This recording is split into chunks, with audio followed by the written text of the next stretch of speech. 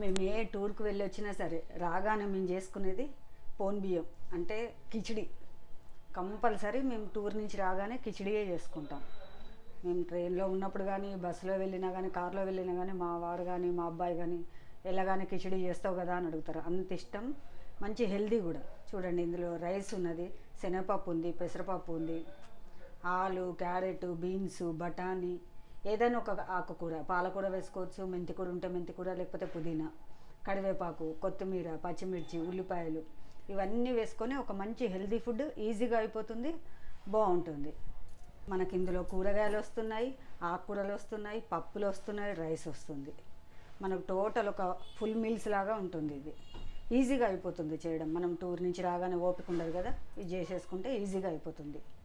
ఆ తర్వాత మనం సర్దుకొని అన్నీ చేసుకున్నాక మళ్ళీ రొటీన్గా చేసుకోవచ్చు. నెయ్యి వేసుకొని తినొచ్చు, ఏదైనా పొడి ఉంటే పొడి వేసుకొని తినొచ్చు.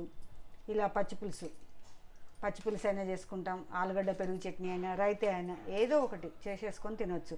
మనకు ఎక్కడికి టూర్ వెళ్ళినా మేమైతే కంపల్సరీ ఇదే చేసుకుంటాం. మరి ఎంతమంది చేసుకుంటారో నాకైతే కామెంట్లో తెలియజేయండి.